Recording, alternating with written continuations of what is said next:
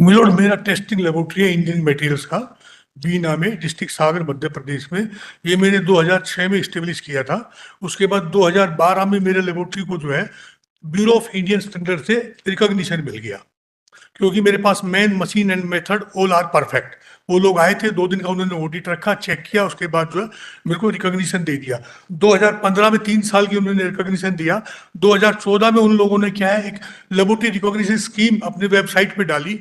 उसमें लिखा कि कोई भी laboratory it should be accredited as per IEC 17025 from an accreditation body which is full member MRA of ILAC and Affleck.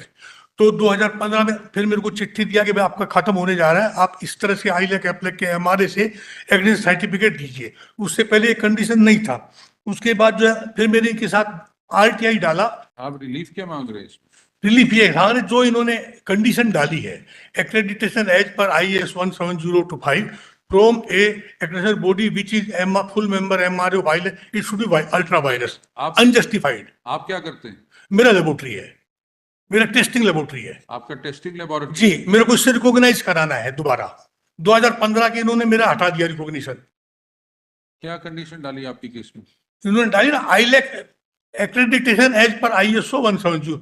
Accreditation is not mandatory in India. ये अभी इन्होंने, मैंने BIS से एक RTI मांगा था साहब, इन्होंने लिख के दिया है कि कोई भी ISO 17025 107 17043 15189 कोई भी मैंडेटरी नहीं है इंडिया में। किसी भी ISO को आप कहाँ है आपका? इन्होंने कंडीशन आपकी केस में कहाँ इम्पोज करी है? किस ऑर्डर से इम्पोज करी है? ये जो कंडीशन है, ये जो कंडीशन इन्होंने लेटर लिखा ना मेरे को। कहाँ है लेटर की कॉपी? वो ये लेटर की कॉपी ये मैंने फीस में लगाया, अपना ब्रीफ में। केस में लगाया? ब्रीफ में। ब्रीफ में नहीं, पिटिशन में लगाने की जरूरत। पिटिशन में वो पिटिशन में आपने कुछ लगाया नहीं, आपने सिर्फ सुप्रीम कोर्ट का और NCLT के ऑर्डर लगाए हैं। नहीं, यहाँ पे पिटिशन में आप मांग क्या रहे हैं? पिटिशन में मैंने ये लगाया था, इन्होंने जो लैब रिकॉग्नाइज स्कीम 2014 में लेके आए थे, उसमें जो कंडीशन मेंशन किया है, पिटिशन में मैंने लगाया हुआ। ये कंडीशन इसमें है, पेज नंबर। मिस्टर प्रकाश, ये ऑर्डर आप अपील का रिकॉर्ड लगाने से ऑर्डर इस रिकॉर्ड का पार्ट नहीं बन जाते। सर, अपील में जो मैंने डॉक्यूमेंट लगाए थे वही तो मैंने लगाए हैं। अपील में जो डॉक्यूमेंट लगाए थे वही सेम जो मैं यहाँ रेफर कर रहा हूँ। कौन से पेज पे है लेटर? वो पेज नंबर 94। देखिए, आप गए कंपटीशन कमीशन पे जी, NCLT गए, सुप्रीम कोर्ट के, वहां उन्होंने कहा कि कंपटीशन कमीशन इसको देख नहीं सकता, ये एंटरप्राइज नहीं। ठीक है। तो आप रिट में आए। जी, रिट में तो जो चैलेंज कर रहे हैं वो कम से कम रिकॉर्ड तो लगाएंगे। तो वो सारा आपने सिर्फ NCLT, competition commission, supreme court के ऑर्डर्स लगाए हैं यहाँ पे। उसमें ऑर्डर नहीं सर, उसमें जो मैंने पिटीशन फाइल किया, जो डॉक्यूमेंट फाइल किया, तो वो डॉक्यूमेंट भी इसी में है। इस रिट पिटीशन में जो चैलेंज कर रहे हैं वो कहाँ है? वो तो सारे इसी में ही तो है सर। वो कौन से पेज पे है लेटर जो आप चैलेंज कर रहे हैं? नहीं, वो रिकॉग्नाइज स्कीम में चैलेंज कर रहा हूँ, that is on page 94 number. आप प्रेयर पढ़िए अपनी। तो ये जो आपने कोई एप्लीकेशन दी होगी जो उन्होंने रिजेक्ट करी होगी, उसी ग्राउंड पे तो होगा ये। आपको अपना मशीन वगैरह नहीं चाहिए? जी, मैं कह रहा हूँ कि इन्होंने जो लेबोरेटरी रिकॉग्नाइज 2014 में निकाली, मैंने उसको चैलेंज किया है। उसका इफेक्ट मेरे ऊपर भी पड़ा 2015 में। आप उसका बेनिफिट लेने के लिए आप कम से कम कुछ तो कहेंगे कि आप पे जो इफेक्ट हुआ, अपने बारे में तो कुछ कहा नहीं। इनको बारे में ILAC एप्लेक के बारे में कुछ भी नहीं पता है, कोई जानते नहीं है क्या है, कुछ नहीं है। मेरे कहीं से मालूम का ये विदेश में बैठी हुई कोई प्राइवेट ऑर्गेनाइजेशन है जो पैसे लेके मेंबरशिप देती है, और उसके इससे रिकॉग्निशन लेने के बाद भी इनका मानना है कि जो है इससे रिकॉग्निशन लेने के बाद इंटरनेशनली वो रिजल्ट एक्सेप्टेड होते हैं। ऐसा कहीं पे लिखा है। ILAC का वेबसाइट का मैंने खुद इसमें कॉपी लगाया है। उन्होंने खुद कहा है ऐसी कोई गारंटी नहीं है कि हमारी फुल मेंबर MRA से भी लेबोरेटरी एक्टिव होगी, उसका टेस्ट जरूर ही माना जाएगा। आपको एक एक्रेडिटेशन बॉडी से एक्रेडिटेशन लेनी है, वो भी मैंडेटरी नहीं है सर इंडिया में, क्योंकि accreditation is always as per international standard ISO. ISO standards are not mandatory in India because ISO is a private organization, foreign private organization. So that means you will have a testing laboratory without any standards. Sir वो तो देखिए standard नहीं, इसमें क्या मेरा किस चीज की टेस्टिंग करते हैं? इंजीनियरिंग मटेरियल, स्टील की, सीमेंट की, एग्रीगेट वगैरह किस तरह की टेस्टिंग का है मेरा। तो उसकी कोई एक्रेडिटेशन की जरूरत नहीं, कोई जरूरत नहीं है सर। ISO फिर आप टेस्टिंग किस पैरामीटर्स पे करेंगे? इंडियन स्टैंडर्ड से, एज पर इंडियन स्टैंडर्ड। तो ये किसका है? ब्यूरो ऑफ इंडियन स्टैंडर्ड्स ही तो है ये। तो सर ये एक ना तो BIS में लिखा है ये कंडीशन, ना उसमें लिखी है। और तो ब्यूरो ऑफ इंडियन के जो ऑफिसर जो है, जो BIS एक्ट में जो लिखा है उसी के तहत तो रेफरेंस बना सकते हैं ना। BIS एक्ट में लिखा है कि वो अपने जाके जो चेक करेंगे whether man machine and method are correct as per Indian standard, उनका ये है।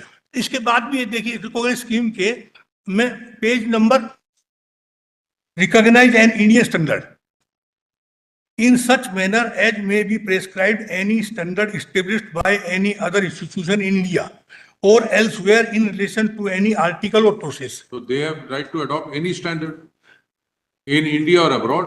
नहीं सर, मैं बताता हूँ, सुनिए। इसमें देखिए, सुनिए मेरी बात सुनिए। जब किसी स्टैंडर्ड को, इंडियन स्टैंडर्ड को जब मैंडेटरी करते हैं तो ये सेंट्रल गवर्नमेंट की सलाह लेने के बाद एक नोटिफिकेशन पास होता है कि ये स्टैंडर्ड हैज बीन मैंडेटरी। इस स्टैंडर्ड के अकॉर्डिंग जब तक कोई प्रोडक्ट नहीं बनेगा मार्केट में नहीं बेच सकते। अभी जैसे अपने होल मार्क कर दिया है सोने का, तो बहुत सारे स्टेज में बिना होल मार्क के कोई भी सोने का माल नहीं बिकता है। तो इस तरह से मैंडेटरी नोटिफिकेशन करने के बाद कर रहे थे। अभी जैसे एक स्टैंडर्ड है IS 1786 TMT स्टील के लिए, it has been mandated by bureau of Indian standard, क्योंकि जब तक कोई भी product TMT steel ISI mark नहीं बनेगा वो मार्केट में नहीं बिकेगा। बिना ISI मार्क के मार्केट में वो नहीं बिकेगा। मिस्टर प्रकाश, वो तो हमें पता है। इसमें जब आप रूल चैलेंज कर रहे हैं, आगे रूल देखिए जी, एच देखिए, specify a standard bar. H देखिए, establish maintain recognised laboratories for the purpose of standardisation control. Establish maintain and recognise laboratory, तो किसी भी लेबोरेटरी को रिकॉग्नाइज कर सकते हैं। हाँ, तो रिकॉग्नाइज की कंडीशंस लेकर, तो रिकॉग्नाइज की कंडीशन नहीं लिखी ना सर इसमें। That's why the scheme was Condition- followed. and J, recognize any institution in India or outside which is engaged in the standardization of any article or process or improvement of quality. In that context, they can say that Asia Pacific Laboratory Accreditation Cooperation and International Laboratory Accreditation Cooperation is recognized by them. तो sir कैसे recognise? They have the power to, कैसे करेंगे हमें ना पूछिए। उसके बाद आप कह रहे हैं Well, power नहीं सुनिए नहीं, सर, power है। Sir, My lord, this argument was raised, my lord. Kindly see page number 22, order of the Competition Commission, my lord. The So- Competition Commission has जी, जी, ultimately जी, gone on the वो that is over. have been entertained by the Competition Commission. Milord क्या वो ले सकते हैं? BIS act से बाहर नहीं जा सकते ना। BIS एक्ट में जो लिखा है उसी में तो करेंगे ना। BIS एक्ट में लिखा है कि हिंदुस्तान के या कहीं भी बाहर का अडॉप्ट कर सकते हैं। अडॉप्ट करने का मेथड है ना सर, ये देखिए बताता हूँ आपको। प्रोसीजर कोड देखिए, मैंडेटिंग IS मैं बताता हूँ 98 पेज पे। Page number 97, my lord. The earlier rules 1987 also provided, my lord, that the bureau may recognize any laboratory in India or in any other country for carrying out testing of That samples is and 30, Well, Rule 30, उसमें किसी भी association India और outside की recognise कर सकते हैं। Recognition institute को कर सकते हैं। अगर BIS स्टैंडर्ड्स इंक्रीज करने की कोशिश कर रहे हैं, उसको हम कम नहीं करेंगे। जी सर, इंडियन स्टैंडर्ड करिए ना। Indian standard- सर मेरी बात सुनिए, ये page mister number Prakash, 98 please. आपके कहने से इंडियन स्टैंडर्ड नहीं होगा। अगर इन्होंने कोई स्टैंडर्ड अडॉप्ट किया, चाहे इंटरनेशनल स्टैंडर्ड अडॉप्ट किया, तो दे कैन अडॉप्ट। सर वो ILAC ऐप ने जो नाम डाला है इन्होंने, उसके बारे में कुछ पता नहीं है, कुछ जानते नहीं। आपको नहीं पता, इनको पता है। उनको नहीं, उन्होंने किस दिया, मेरे को नहीं जानता। BIS ने लिख के दिया सर। कहीं से नाम उठा के डाल दिया। तो वो सही है। मैं आपका RTI पढ़ा रहा हूँ। RTI नंबर देखिए, पढ़ाता हूँ आपको। ये पेज नंबर 106 रिट पिटीशन मेरे पास पढ़िए। पेज नंबर 106 कहीं से कुछ भी उठा के डाल रखा है, इनको कुछ पता ही नहीं है सर। 106 देखिए, मैंने पूछा it fact that ILAC and APLAC are private organisation for their office are outside India based on the available record. It is informed that the information pertaining to the proprietorship and office of ILAC is not available in the record of our department. इनके पास कुछ भी नहीं है उसके बारे में। और मैं पढ़ाता हूँ सर, और मैं पढ़ाता हूँ आपको। मिस्टर प्रकाश जी आप थोड़ा रिसर्च करिए, आपको इन एसोसिएशन के बारे में पता लग जाएगा। सर, मैं पूरा रिसर्च करने के बाद। रिसर्च नहीं करिए, आप जरा रिसर्च करिए। These are well known international organisations और पूरे दुनिया के लेबोरेटरीज और इसमें मेंबर है। आप थोड़ा रिसर्च करिए। आप कह रहे हैं इनका कुछ पता ही नहीं। एक मिनट सर, मेरी बात तो सुनिए। इसमें जो पेज नंबर 106 मैंने पढ़ा, ये बताता मैं आईलैक एप्लेक के बारे में जानता ही नहीं हूँ। उसके बाद और देख लीजिए, मैं और पढ़ा देता हूँ।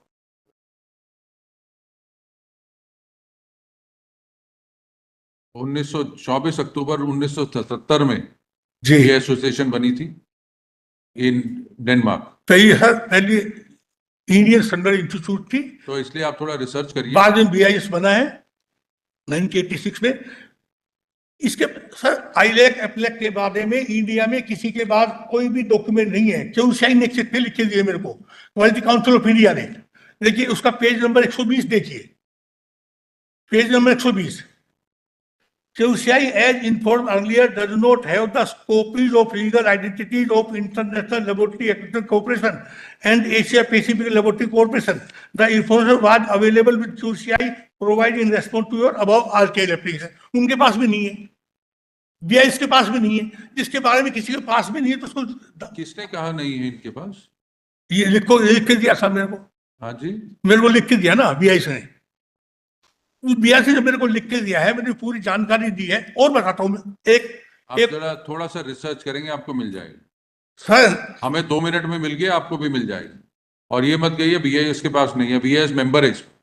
अरे सर, मैं आईलैक एप्लेक का नहीं है सर, आईलैक एप्लेक ISO का मेंबर है, आईलैक एप्लेक का मेंबर नहीं है। मेरी जो कंडीशन है, आईलैक एप्लेक ही हटा दीजिए। अगर जो आपको उसका मेंबर नहीं बनना है, आपने उस लेबोरेटरी से सर्टिफिकेशन लेनी है जो उसके मेंबर है। सर ये देख लो। जी, आपको मिस्टर प्रकाश, आपको नहीं जाना इन एसोसिएशंस के पास, आपको इनके पास नहीं जाना। आपने अपनी जो लेबोरेटरी है उसको एक्रेडिट कराना है किसी ऑर्गेनाइजेशन से जो इनकी मेंबर है। इनकी BIS की मेंबर नहीं है सर, ये बोलते हैं आईलैक एप्लेक की मेंबर होनी चाहिए। आपको मेंबर नहीं होना आईलैक का, नहीं, उस बॉडी को जिससे आप लेंगे वो मेंबर होगी। अच्छा, आपकी हिंदुस्तान में आपकी अकेली लेबोरेटरी है? अरे सर, आपकी अकेली लेबोरेटरी नहीं, है? 20,000 के बॉडी है ना? हाँ उन्होंने ली हुई है मेंबरशिप, देख- उन्होंने एक्रेडिटेशन कराई है, जी। आप भी कराइए। 104 नंबर पेज तो देखिए सर, मेरे देख लीजिए, मैं 10 साल से इस चक्कर में घूम रहा हूं। 104 number page, please 104 number page ये देखिए। Kindly provide a copy of document from the record of BIS mentioning the legal entity of application. ये बोलता है मेरे पास नहीं है। उसके kindly provide a copy of document available BIS record about ILAC APLAC. बोला मेरे पास कुछ भी नहीं है। Do ILAC and APLAC authorise and accreditation body in India. Authorise करते क्या? Details not available. वो कोई ऑथराइज थोड़ी करते हैं। Our department may refer to the website. Kindly mention the name and address of organization that authorized and accreditation body. Details not available. आप जाके अपनी लेबोरेटरी रिकॉग्नाइज कराइए, खत्म करिए काम।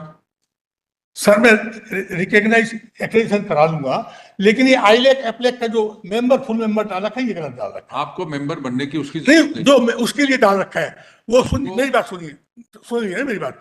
सब इससे लेबोरेटरी का, देखो लेबोरेटरी को क्वालिटी मेंटेन करना खुद उसका काम है। अगर लेबोरेटरी गलत रिजल्ट देगी तो उसको लेबोरेटरी को सू किया जाता है, ना कि आईलैक एप्लेक मेंबर को किया जाता है, ना जो एक्रेडिटेशन बॉडी है उसको सू किया आपकी लेबोरेटरी को किसी ऑर्गेनाइजेशन से एक्रेडिटेशन लेनी है, एक्रेडिटेशन ले लेता हूँ, तो आप ले लेकिन लीजिए। आईलैक एप्लेक हटा दीजिए। आईलैक से नहीं लेनी आप। नहीं, आईलैक जो इसमें आप सर में ISO एक्रेडिटेशन हो जा, मैं करा दूंगा, लेकिन that accreditation body should not be मैं full member M of आईलैक Affleck, वो हटा दीजिए प्लीज। क्यों हटा दें? तो सर आईलैक एप्लेक के बारे में उसको पता नहीं है, उसको डाल के आपको क्या लेना देना उससे? वो बॉडी अपने आप जाके लेगी उससे। आपने जिस बॉडी से एक्रेडिटेशन मैं बताता हूँ उसमें क्या है। जो उसका जाके मेंबर बनेगा, लाखों रुपए की फीस उसको देता है। आपको क्या प्रॉब्लम है? वो फीस मेरे से वसूल करेगा, मैं क्लाइंट से वसूल करूंगा। इसके आपके जो लेबोरेटरी टेस्टिंग के चार्जेस हैं वो तो फिक्स्ड होंगे। अरे सर, उससे भी तो पैसे ज्यादा देगा। वो उसका पैसा मैं अपने वसूल करूँ टेस्टिंग से, मैं क्लाइंट से वसूल करूंगा।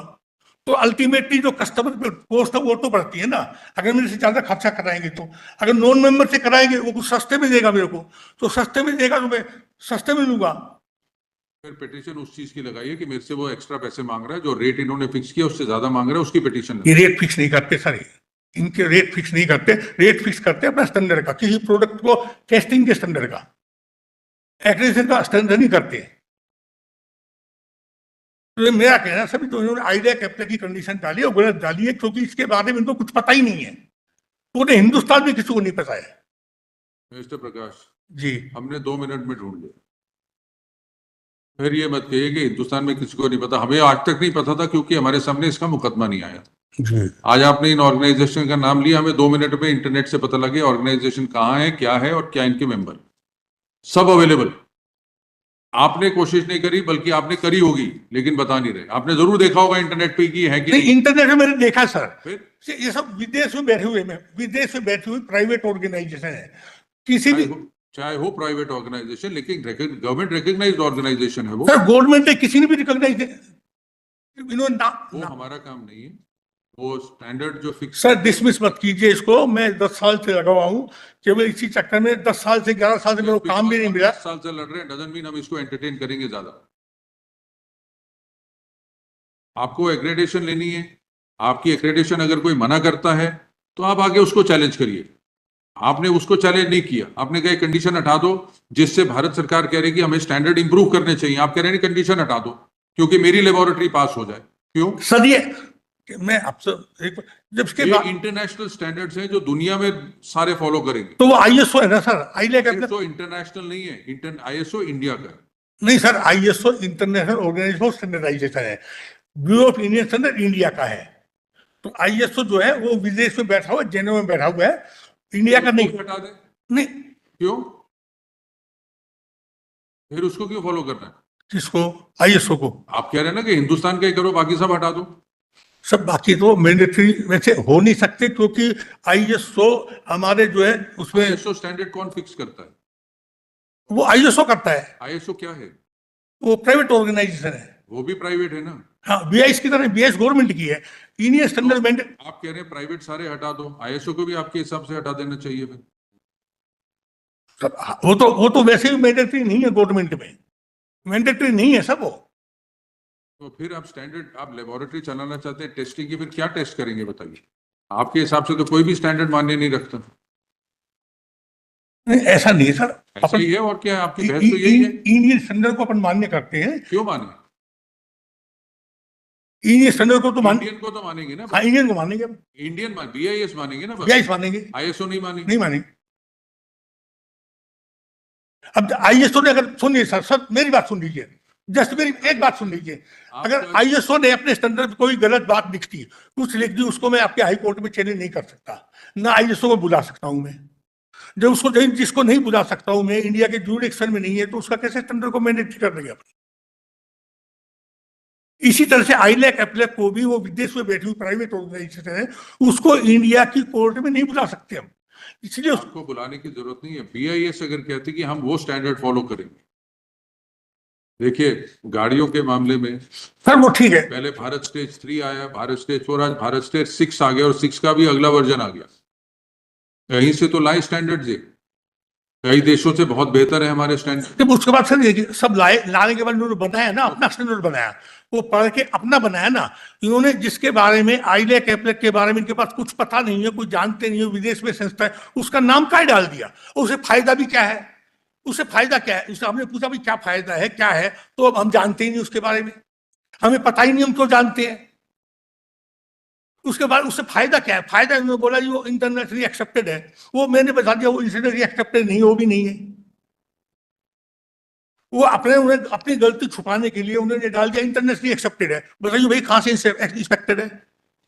किसी ने आपको, यूएन ने दिया है कि इंटरनेशनली एक्सेप्टेड, मैंने उसमें साफ लिख के दिया है आईलेक एप्लेक को दुनिया में किसी भी कंट्री ने मैंडेट नहीं दिया है, ये क्वालिटी काउंसिल ऑफ इंडिया ने लिख के दिया हुआ है। मैं पढ़वा देता हूं आपको, देखो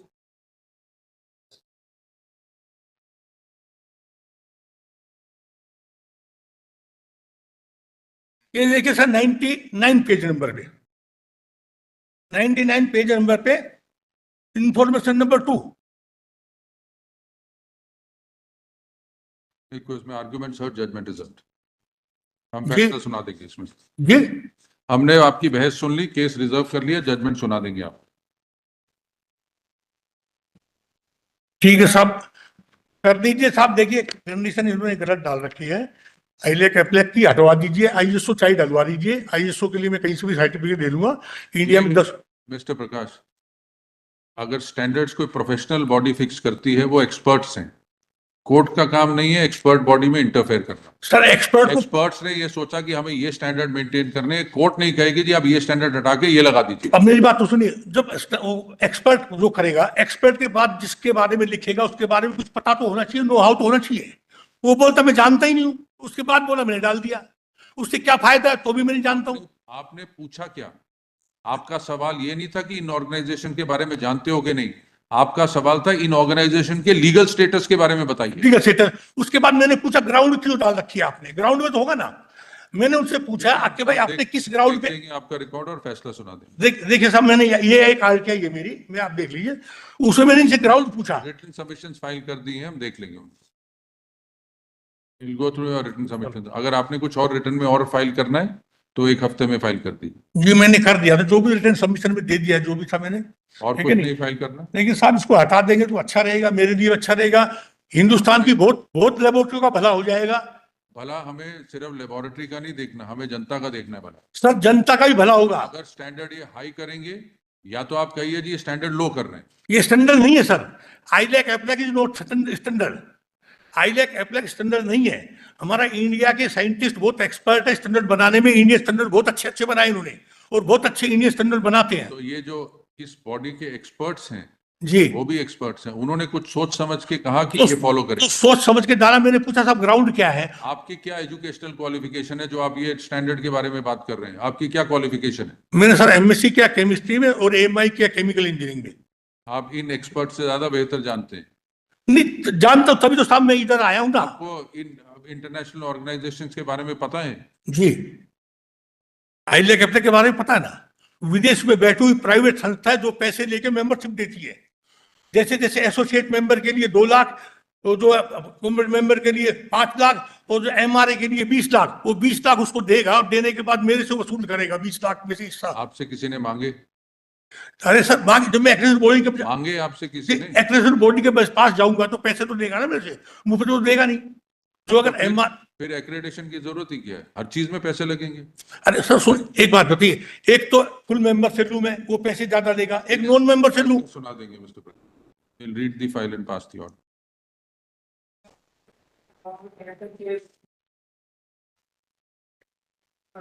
हटा दीजिए सर, मेरा रिक्वेस्ट है, बहुत लोगों का भला होगा, बहुत लेबोरेटरी का भला होगा, बहुत कंज्यूमर का भला होगा इससे। हम देख लेंगे क्या है।